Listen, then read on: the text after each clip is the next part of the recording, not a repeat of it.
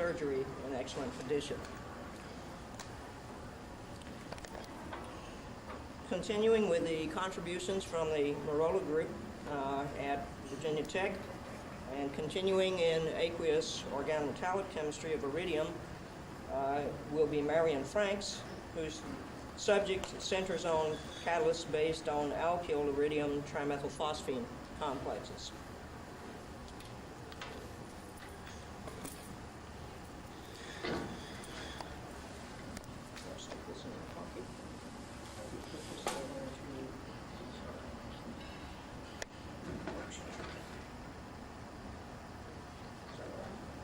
Yes.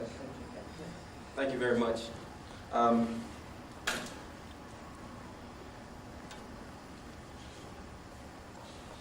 Thank you very much. Today I come representing Virginia Tech and the Marola group. I'd like to talk with you, if you'll allow me today, about aqueous organometallic chemistry of iridium. More specifically, I'd like to talk to you about catalysts based on alkyl-iridium complexes.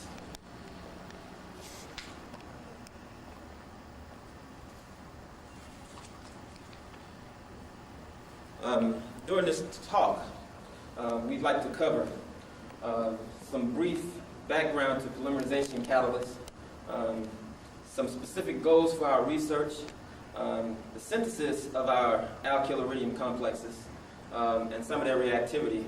And we're going to finish up with a little bit of the future work. In terms of olefin homogeneous olefin polymerization catalysts, the most recognized system is the ZieglerNatta type catalyst. And the ZieglerNatta catalyst is, I better use the pointer.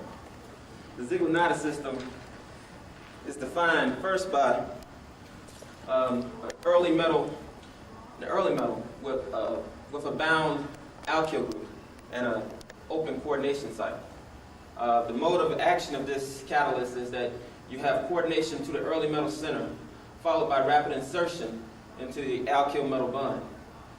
This process is repeated, forming oligomers and polymers. The drawbacks to the ZieglerNatta system is that it uses early metals, and with early metals, you tend to see the early metals used in the ZieglerNatta type systems being oxyphilic. And that means that you cannot use oxygen-containing solvents, nor can you use olefins which contain oxygens.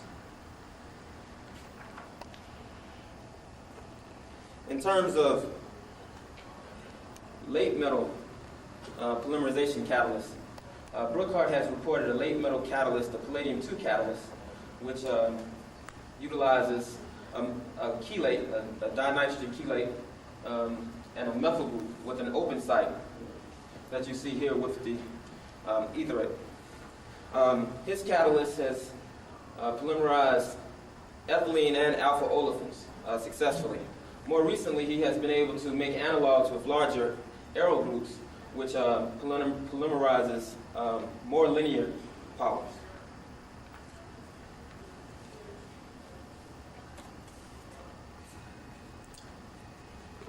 Therefore, the advantages of using a late metal polymerization catalyst is that late metal catalysts can be used with olefins containing different functionalities, and late metal catalysts can be used with a variety of different solvents, including water.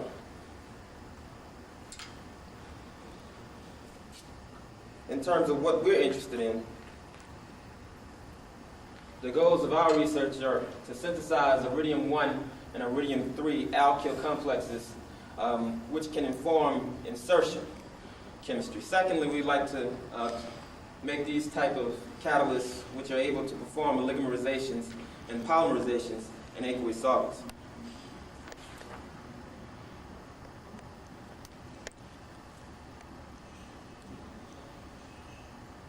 In terms of an iridium-1 alkyl system, what we'd like to have is an iridium-1 center with a bound alkyl group and a bisphosphine ligands. And the mode of reaction for these catalysts are that we would like to have first coordination of the olefin to the metal center, followed by rapid insertion of the olefin into the alkyl metal bond, as seen in the ZieglerNatta and the Brookhart systems. In terms of synthesizing these iridium-1 monoalkyl complexes, what we have done is we've used our iridium trimethylphosphine 1,5-cyclooctadiene complex described by Dr. Marola earlier with Grignard, with alkyl Grignards in THF, allowed it to react, and then worked it up with pentane to receive a neutral bis-phosphine monoalkyl complex.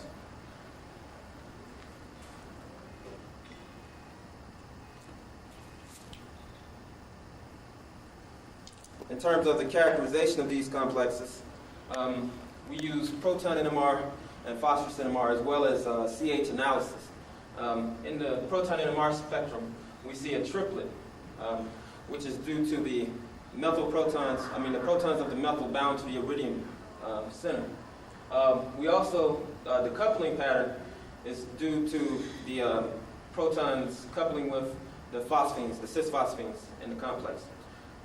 We also recognize a large broad peak, which is due to the protons of the methyl on the phosphine.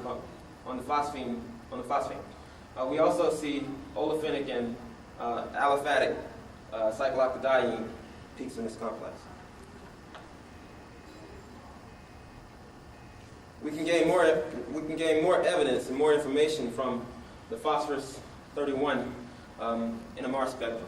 And in this spectrum, we see a broad singlet. And it's a singlet because we have a fluxional species, and this is the average signal.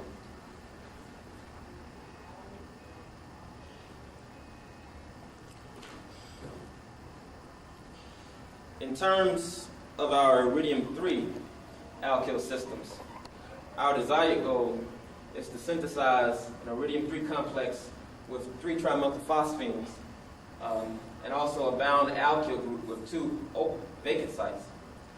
We call these vacant sites, but really they're just weakly coordinating ligands, such as triplet and water and other solvents. The mode of operation for these complexes, we hope, would be that the olefin will coordinate to the iridium center in one of the vacant sites, followed by a rapid insertion of the olefin into the iridium alkyl bond, hence forming oligomers. This type thinking was used before.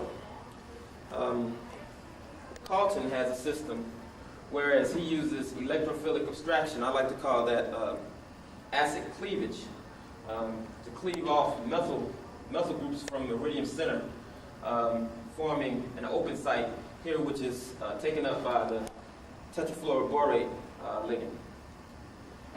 He then goes on to use this dimethyl complex to coordinate olefin, and he found that when heating this system, he has the reductive elimination of ethane, which comes from the dimethyls in the complex. Now, the way that our reactions will be different is that we hope that in water, we can stabilize the complex so that we won't see the reductive elimination that's seen in this system.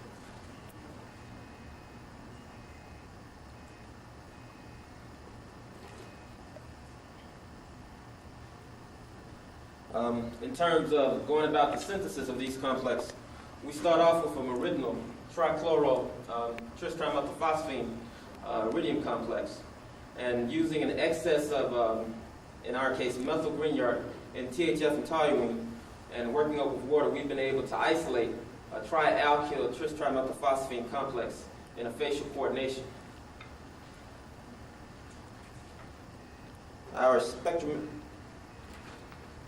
Our proton NMR spectrum clearly shows this broad resonance, which is due to the protons of the methyls bound to the iridium, which are coupled to the phosphines that are trans to them and cis to them, and also a doublet which is due to the protons of the phosphines, and the doublet is indicative of the phosphines being in a facial arrangement.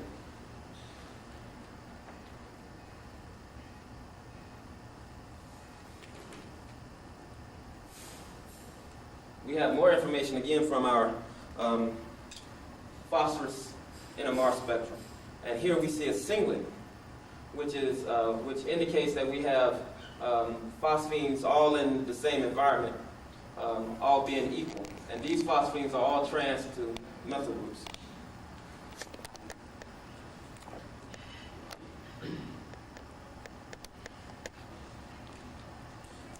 Using the same type of theory as seen before, we decided to try to carefully add 1 mole of triplet acid to our system and have acid cleavage of one of the methyls from the iridium center. And this is a pretty interesting reaction. As soon as you add the triplet at room temperature to the solution, you can actually see methane bubbling off of the solution, or hopefully methane gas bubbling off the solution. And here we have isolated what we believe is the dimethyl complex. And this dimethyl complex, along with it, we have isolated an unknown complex, which we will characterize. In terms of our monomethyl complex, same type of theory can be used. We can take the exact same reaction from the dimethyl complex and carefully add 1 mole of triplet acid to it, or we can take the trialkyl complex as seen here and then carefully add 2 moles of triplet acid to it, and we receive what we believe is the monomethyl complex in the meridional arrangement of the monomethyl complex.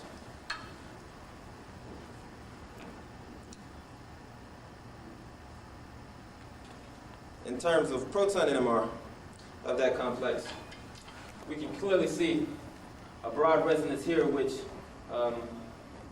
is due to the protons of the methyl bound to the iridium. And we also see overlapping doublet triplet, which are due to the protons of the methyls, bound to the phosphine. The doublet triplet splitting pattern, once again, is indicative of the meridional arrangement of this complex.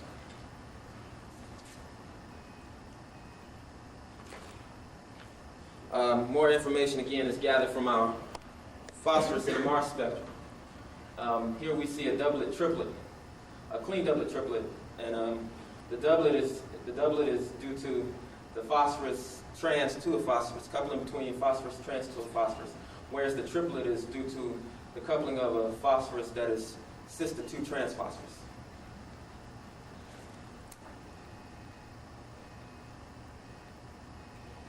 We also have found that in this reaction and in the other reactions, that if we were to not be careful enough using triplet acid, we can go to the tritriflate complex. And as you would expect, we can start off from the trialkyl or the trimethyl complex, add 3 moles of triplet acid, and cleave off all of the methyl groups, forming a tritriflate complex. Now, structurally, the triflates on this complex, from the beginning, we hypothesized to be very weakly coordinating ligands. And we also believe that we can use Lewis bases such as DMSO in solvents to substitute or solvate the triflates, forming these type complexes. To prove our hypothesis,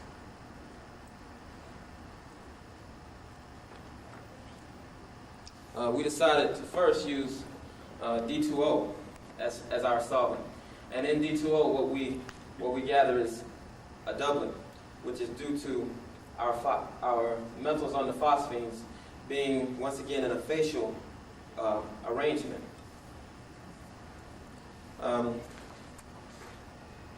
Further evidence of this is seen in our phosphorus NMR, where once again we see a singlet, which once again shows that all of the phosphines are equivalent, all being trans to aqua aqua ligands.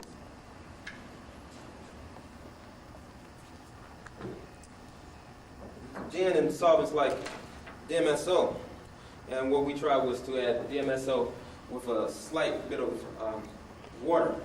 What we see is a large, broad resonance due to many overlapping phosphorus peaks. And if you haven't picked up on it yet, every time I point to this region, this is our phosphine region of the NMR. Well, here we have a large overlapping phosphorus resonances. And we also see the water in solution. Allowing this to react in situ at 0 hours, phosphorus 31 gives us a little more information. The phosphorus NMR gives us what we suspect is the DMSO, the tri-DMSO complex, and this doublet triplet represents the di-DMSO mono-aqua species. And even further, this, we haven't proved this yet, but this may represent the di-aqua mono-DMSO species. We allowed that to react, and after 8 hours, as suspected with weakly coordinating ligands, we see an increase in the mono-aqua di-DMSO peaks. And we also see a decrease in our tri-DMSO peaks, and even a slight increase of these peaks further upfield.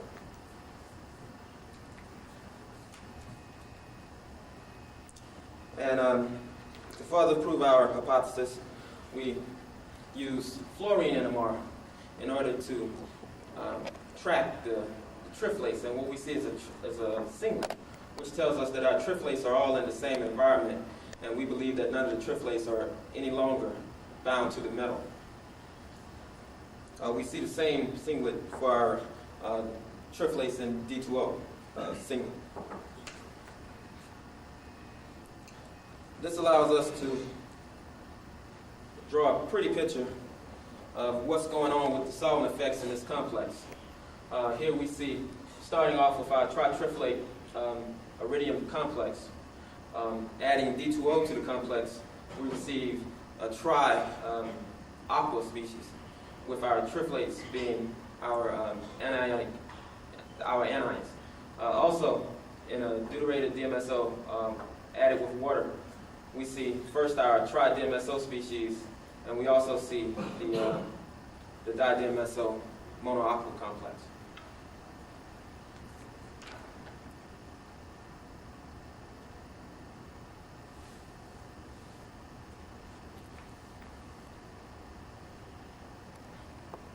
In conclusion, we have shown that we can synthesize neutral and cationic monodi and trialkyl complexes, and that several of these complexes are water soluble.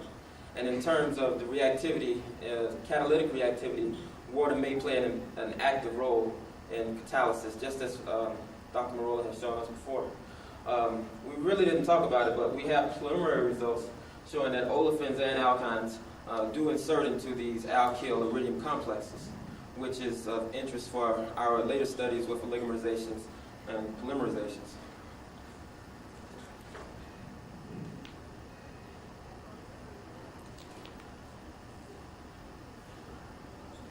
In terms of future work, what we're interested in doing is synthesizing more alkyl catalysts with more nucleophilic alkyl groups, which may be more reactive. We also would like to study the reaction of, we'd like to further study the reaction of these catalysts with olefins and acetylenes.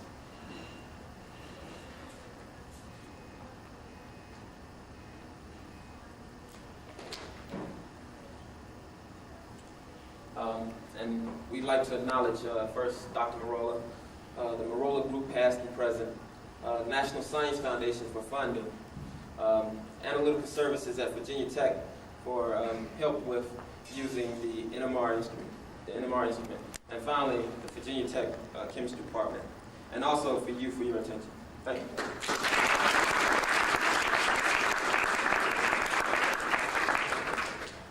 Time for some questions from the audience. Marion, could stability of these alkyl complexes in water? Well, we found, Under all pH conditions, or? well, in terms of in water, we found that these are very stable in water. They don't break down. The iridium 1 complexes are not as stable as the iridium 3 complexes. We haven't tested under different pHs. In future work, are there any plans on looking at final functionalized olefins, final chloride, acrylic acid, that type of thing? Yes, as a matter of fact, acrylic acid and those types of complexes are substrates we're planning on looking at in the future. Any other questions?